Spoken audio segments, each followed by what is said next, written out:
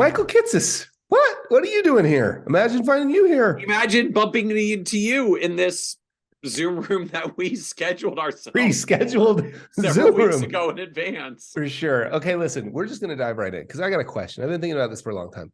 I mean, seriously, Michael, let's stop with the little games and let's get serious for a second. Like, come on. What's the deal with the blue shirts? Like, I know we all got like the blue shirt, Kits is blue. Like, you got all these fancy, but come on. Be level with us. What's the deal with the blue shirts? Who's allowed? Who gave you permission? Especially with this way that you button it down a little bit each time and you can see the other blue. Come on. Talk to me about the blue shirts, Michael. Well, all right. So let me come back to like the button down because that's an evolution unto itself. Yeah. So it's like the blue shirt story unto itself because I don't know if we ever told it on the podcast here before. So this probably goes back 16, 17 years, like the mid 2000s. I was just starting down the path of beginning to do like speaking in the industry and going to advisor events. And at the time, it was mostly talking about like tax planning strategies for the alternative minimum tax. That was like my big thing back from 2005 to 2007. Crazy. Me too. It was of course we can nerd out on minimum tax credit strategies later. So I'm starting to travel more. And this was also early days of Next Gen. So we started Next Gen back in 2004. And I was, involved from the start in getting it underway and then was like the officer. I was the secretary officer, like actually doing all the signups. So I was very immersed in the early Next Gen. And so I'm doing this travel where back then I was probably going to speak at events like once or twice a month. And almost whenever I was out an event, I would try to catch up with like any of my Next Gen friends and colleagues that I could because we were building a really close network. And so I'm traveling to these events and I start getting some lighthearted grief from a few of my Next Gen friends. They're like, Michael, third time I've seen you this year at a conference and you've had the same shirt every time. At the time, like I had a wide wardrobe. I did not like only have a blue shirt or multiple blue shirts.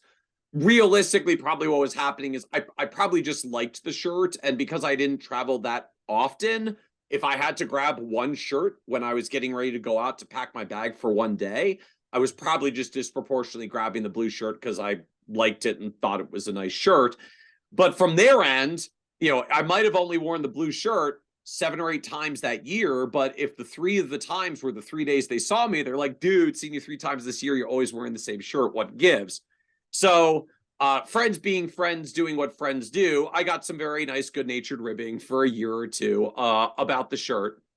And then just decided like, what the heck? I'm just going to go in on the blue shirt. Like it's sort of become a thing accidentally, but it actually is easier to like pack because by then like my speaking was starting to pick up more. It's like it actually would be easier if I just had a bunch of these and I just always like grabbed a bunch of blue shirts and made that my thing and just like I'll make my thing. Why not? And so I did sometime, I don't remember exactly, but like 2008, 2009 time frame, I think was when I said, I'm just going to make the blue shirt a thing. And so at that point, like once I decided to make it a thing, it was a thing. So I bought 12 of them, like just bulk ordered 12. It was a Van Heusen shirt at the time, which frankly wasn't very expensive. And that was helpful because I didn't make a lot of money then.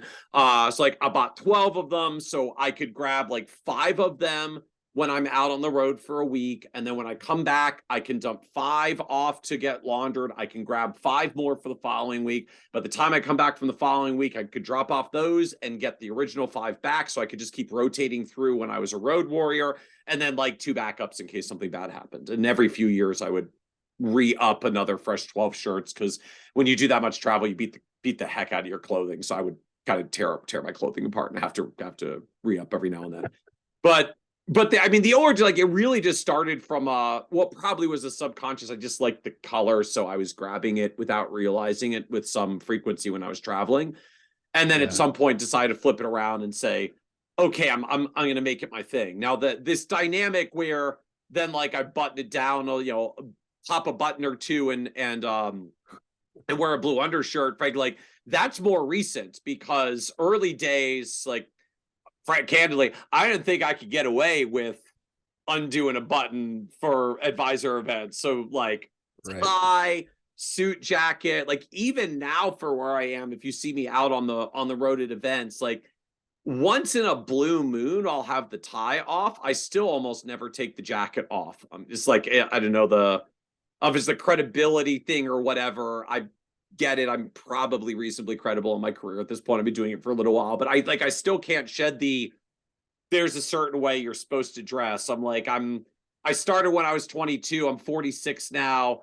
I'm like, I think I can get away without the tie, but I actually still feel compelled to wear the jacket. So well, black suit, blue shirt. That's exactly, sorry to interrupt you, but that's exactly why I wanted to ask you, is because just for everybody listening and watching, this episode is about what we wear as advisors. That's what I wanted to talk about. Okay. How do we make, because I remember spending an inordinate amount of time, like I was actually quite bothered by the amount of time I spent wondering what to wear. And it happened at every level of my career. Like when clients are coming, what do I wear? When I first started speaking, what do I wear? Now, what do I wear? I still, like the last speaking event, I had 2 different things in the suitcase, and I decided like it was a game time decision. And so it's super interesting to me to just hear that evolution of what do you wear. But how would you think about that because, I clearly like, look, Poncho is my new favorite brand of shirt. And I don't care. You give me the black one, you give me the gray one, you give me the camel one, I'm going to wear it. I like to button it up because it feels... those who are listening on the podcast in like audio format right now, Carl is wearing like, it looks like a collared shirt, like a businessy collared shirt, except it's camouflage color. You can hardly see me. It's green Yeah, you can barely see the buttons and the collar because it's just kind of like it camo pattern. So yeah, and people have seen you may have financial advisor dress wear. Yeah, and so some of you may have seen this. I wore it to one of the speaking engagements. Like I spoke at Jolt with my big white flower shirt. I spoke at a huge national conference last month, actually, with just this similar shirt, but in black, and I had a hat on.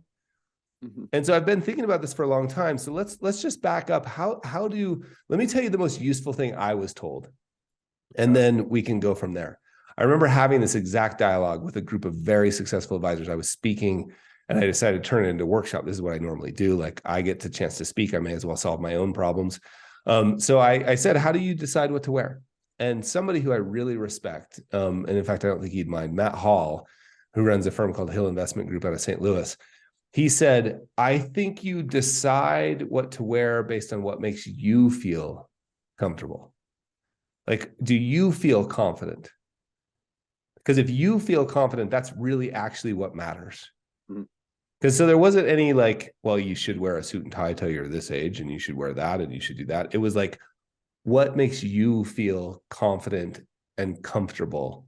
And by comfortable, I don't think he meant like loungewear. I think he meant like in your own skin, like comfortable.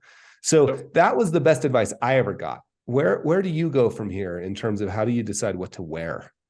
So the version of this that I got in that like early career advice was you should always be one step above wherever the client is. So if the client's, if the client's got a dress shirt, I've got a tie. If the client's got a tie, I've got a jacket. Apologies. Where does that advice come from? I don't know, like literally what my sales manager told me when I was getting started. Like, look, like if you show up in the suit, like the full suit, and you're dressed to the nines, and they're hanging out there in their jeans and a t-shirt, it's going to look weird. So like you can only be so far apart before it gets socially awkward. And so just the way it was taught to me was like dress one step up from wherever the client is. And I mean, this was particularly in the context of this is 22-year-old me. Maybe we'll come back to it now because I think about it a little bit differently in this age and stage of career. But when I'm like 22-year-old me and fighting for credibility, that was the version of essentially you want to look good and credible, but you don't want to look like you're trying too hard, right? If I show up in the suit when you're wearing jeans and a t-shirt, kind of looks like I'm trying too hard.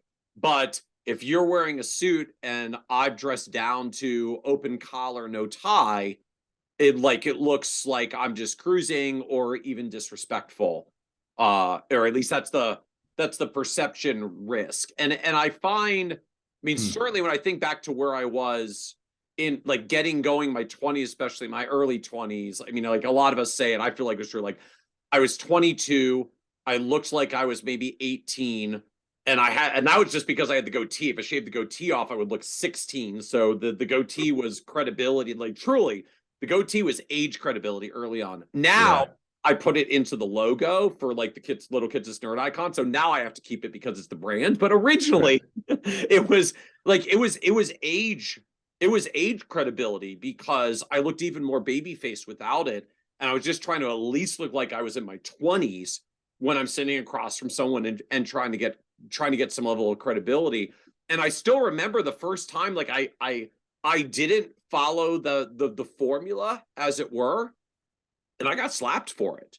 So in 2006, because it was scarring enough, I remember it that clearly. In 2006, I got an opportunity to speak for FPA Dallas Fort Worth for their inaugural career day. Caleb Brown had put it together back when we were early Next Gen. This was before he launched the New Planner recruiting business. But Caleb was always really passionate about younger advisors and next generation advisors. I was just starting to do my stuff around there are new emerging career tracks for advisors where you don't have to sell things the whole time, because I was building my director of financial planning thing. Like I do the plans and I deliver them to clients, but I don't have to go prospect for them. And so he gave me an opportunity to come and speak at FPA DFW's career day about like emerging new career tracks. And so at the time, like this was very early in my speaking world, I was talking about this based on the career path that I was crafting at my firm, which was Pinnacle Advisory Group at the time. And so I decided like, I'm going to rep Pinnacle. I'm going to wear a Pinnacle shirt. So like, it was actually an event that I showed up that I was not wearing a blue shirt, because the Pinnacle shirts were gray with our green logo on them at the time. And so I'm wearing this like gray shirt, green logo, no tie, no jacket, like just, I mean, like good professional shirt. I'm like reasonably coiffed here, but like no tie, no jacket, speaking in front of an advisor audience that candidly tends to be a little bit more dressed up, and had multiple written feedback comments in the evaluation form. No joke. Like speaker looked unprofessional. Speaker wasn't credible, too unprofessional. Gosh, here's why it was all about what I was wearing. Like I was wearing my company's formal dress shirt, but no jacket, no tie, in a room full of people that were mostly wearing jackets and ties, and got called out very explicitly for it. So that, oh man, that's exactly what I wanted to ask about. Was my first question was this whole conversation about being young, and is that all just in our heads? So that let's just put that out there, because you're now saying no because you got called out for it very specifically. So my next point would be, not just one eval comment, like one random snarky person, because like anyways, sure, speaker, you know, like there's always a random person that just like wants to take a shot at something. Like multiple repeated comments. So yeah, so and maybe this is just a career issue, like you're further along in your career now. But I show up to a national conference in a shirt like this with a hat on with a dragon on it. You're Carl Richards, dude. That's what I'm very like, that makes me terribly uncomfortable. So I just want to be clear about that. That like, is that the truth? Yeah. Is like, that's like, if somebody who didn't have 20 years of reputation built, like, is that an earned position? Fairly or unfairly, is that an earned position? So I'd answer it two ways. One, like I really do think it's an earned position to an extent. I do think it's an earned position. Like, just I'm certainly conscious, self-aware. Like, I show up differently now than I did in my 20s. Like, some of that's years of experience, some of that's like built a brand and a credibility that usually when I'm walking into the room to meet with someone, like, they have some familiarity with my background at this point. Like, I'm not a stranger trying to demonstrate that I'm a credible financial advisor. They probably have some sense that I'm a credible financial advisor, and we're just getting to know each other a little better. So the context is meaningfully different in that way, that at least for me, like, it means every now and then I take off the tie, and still only every now and then. Usually I wear the tie, and always I wear the jacket. Like, I'm still only that far. There is a secondary effect that and I'll give him a shout out. Derek Tharp actually did like an article about this, because believe it or not, there's literally like nerdy research articles on professional dress strategies, I guess, for lack of a better word. Yep. And Yep. there is a phenomenon that is known as counter signaling. Counter signaling is essentially, I'm so credible, I'm going to consciously, deliberately buck the trend. And the fact that I can buck the trend just makes me more credible because I can do it. Which, candidly, I think is the version that you're living now. Like, you've gotten to the point where, it, like, showing up at an advisor event in a pink flamingo shirt and a hat and a dragon hat, it like is there just were no pink flamingos, by the way. There were no flamingos. No. Just it was just pink. If Poncho made a pink one, I'd be all over it, but they didn't. So like there comes a point where, like, that's just Pete Carl leaning in to say, like, yeah, I'm Carl Richards. I'm freaking showing up in a flamingo shirt and a dragon hat because I can do that, and I've got awesome stuff. And I have awesome stuff. Like, you completely deliver the goods. This isn't a, like, I'm being ostentatious for the sake of being ostentatious or anything of the like. It is, I so know where I am and my value, and I'm comfortable with it, that I don't even mind putting out there as a signal through dress that, like, I am that good and I know I'm that good. And that's why I'm hanging out up here in dragon hat and flamingo shirt and whatever you want to wear, comfy shorts. Right. And you can lean into it that far. So, like, it's actually a documented thing. It's called counter signaling of, like, I'm so good I can buck the trend, and it just amplifies up the credibility. But the broader context of this to me is, like, I think there is a very legitimate phenomenon around what we do when we're trying to be credible, right? To me, this all comes down to credibility. This is all different versions and lenses of credibility. And we're at one place around credibility when we're younger, newer, earlier in our careers, right? Where we don't have a track record and a business reputation and a brand and gray hair and whatever else it is that you want to add in there. So we're trying to put anything forth that we can to demonstrate we're credible, of which how we dress is only one option, one of the few that we've got in our control. And there comes a point where, as we build our careers and we have other credibility markers out there, that dress doesn't become the only way or the primary way or even a necessary way at all. And just for better or worse, you do get more choices at that point around how you want to show up. But I mean, for me, at least, again, maybe this was my limited experience as well, but I always felt like I had to, dress to fight for that credibility early on. And for me, at least, like, the time I showed up not doing that and got called out many, many times by multiple people was like, okay, got the message. I'm definitely not there yet. Gonna go back to my jacket and tie and make sure I continue to do that very consistently going forward. And was very focused on that for 10 plus years thereafter. Yeah. And I think pointing to the science is really interesting. I ran across, back when I was, like, thinking about this a lot, I ran across this research on enclothed cognition. Enclothed cognition, okay. Which was a series of experiments that were run where, and I'm paraphrasing, and I'm sure we can link to the actual studies.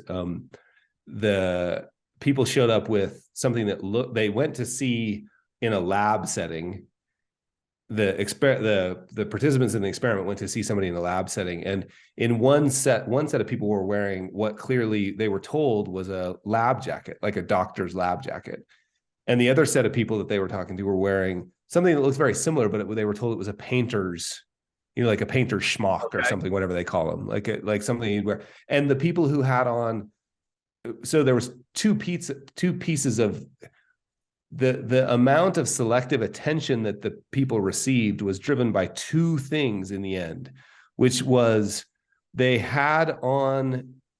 were physically wearing the clothes, so the lab jacket, and its symbolic meaning.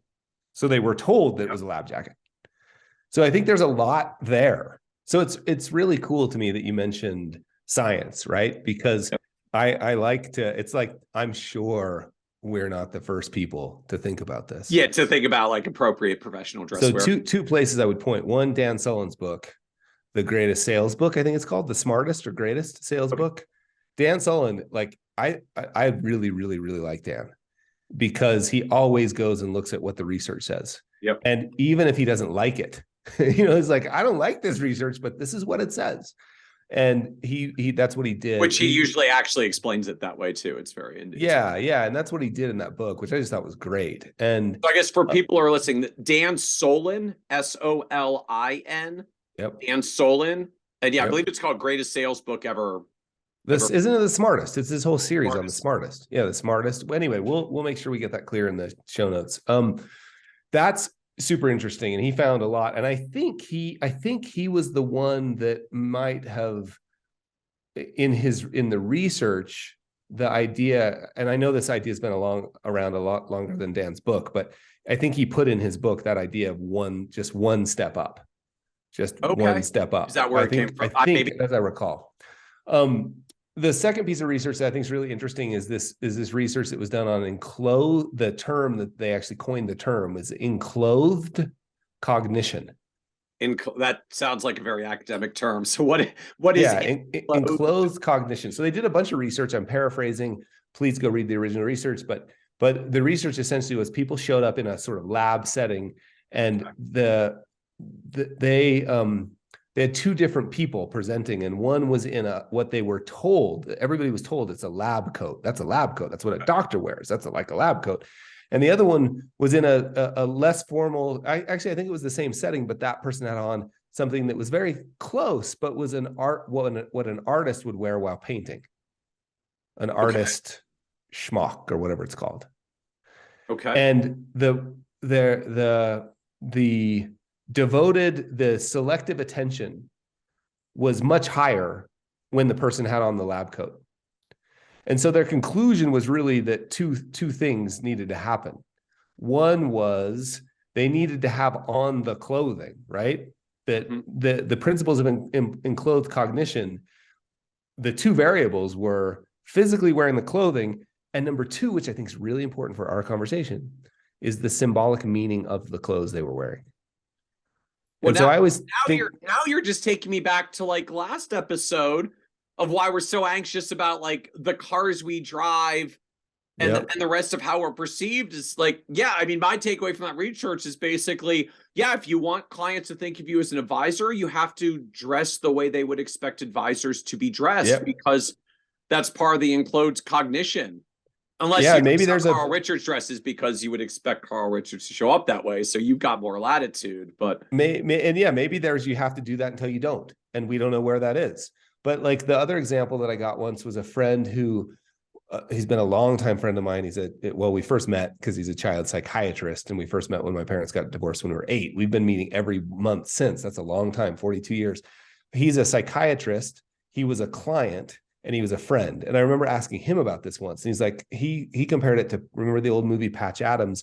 So Patch Adams, it was Robin Williams. He was a doctor. As I recall, he was working with kids. And I recall it was in like critical situations, like maybe cancer and kids. Like it was, and he would wear like a clown nose, or he would wear like the doctor coat.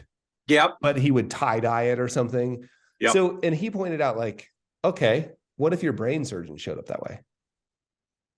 Right? Like it would be different than the pediatric showing up that way.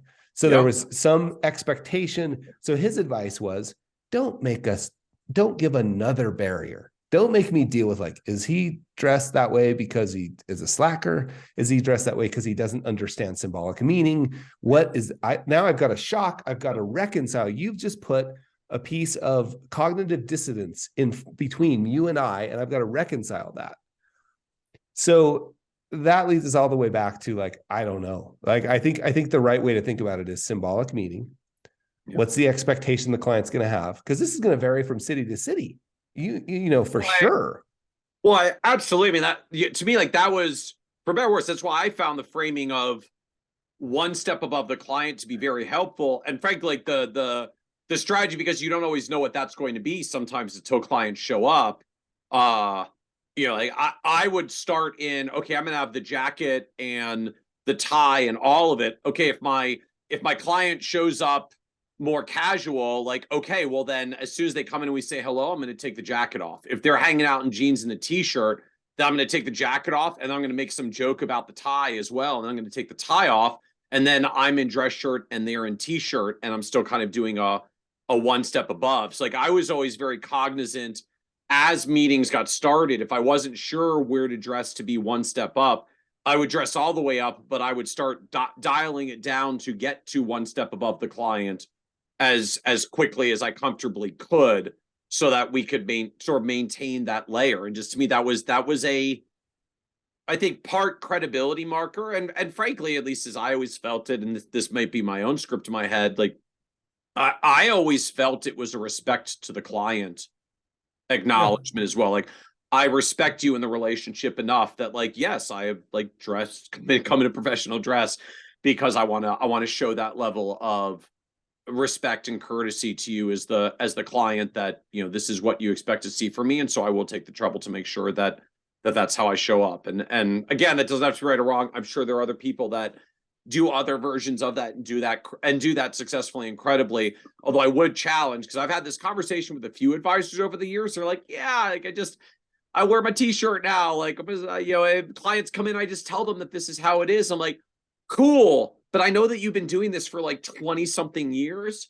Right. And it's like, I think that may be something you only get to do because you've been doing this 20 something years. Like, if that's where you are in your career and you're there, cool, and more power to you. But, you know, I remember going through this not that long ago for the earlier stage of my career. And like, I think how you dress matters, unless you're very explicitly with clients to where it doesn't. And, you know, I do think it's relevant that you have to be mindful of it, if only because enclosed cognition acknowledges, like, if you're not dressed how they're expecting to see a financial advisor dressed, that actually creates a tension to the relationship unto itself. And particularly if we're talking prospects or newer clients, I think fair to note, you know, you get in a certain level with the client and maybe that becomes a little more relaxed across the board. Yeah. To me, this all goes back to Matt Hall's advice of like, what do you feel confident? Because I did not feel 5 years ago, certainly 10 years ago, showing up to a keynote speech wearing you know, a shirt like this, not necessarily camo. Like, this is still a stretch. I'm going to try it. But if I show up and I don't feel comfortable, I'll put on just the plain black one. But I know, like 10 years ago, I wouldn't have felt comfortable, and that would have shown up in the way I presented. And so I think that's really a good gauge. Like, if you know the research, you know about symbolic meaning, you know, all of that stuff, then how do you really decide? Well, why don't you just decide on what makes you feel comfortable and confident? Because I would not have felt, and it would have been inappropriate for me to do that 10 years ago. It's more appropriate now for whatever reason. And again, I don't know why, but I'm sure glad, because it's really fun. So, but yeah, I think there is risk at saying, well, you know, Mark Zuckerberg wears hoodies. Yeah. Yeah. Well, that was the part I remember. I mean, I think in some version of this stage early in my career as well, having some version of the like, so-and-so famous figure wears whatever, hoodies, t-shirts, whatever it is. Like, why it's always always Steve Jobs, right? Like, you know, Steve Jobs wears his turtleneck to things. Like, why can't I do that? It's like, because he founded Apple and you're a 23-year-old trying to get credibility with a prospect. Yeah. Well, and at one point he was wearing even sloppier stuff, but he had that actually was a barrier, not a help. Mm-hmm. Right. Until it became a thing. Yep. So yeah, it like that's yeah, super helpful. So I really think, to me, in clothes cognition, one step, just one adjacent step above what a client's wearing, status, like symbolic status, symbolic representation, and what you feel comfortable with. To me, that's where I've landed on all this. Awesome. Cheers, Michael. Super fun. Thank you, Carl. Appreciate it.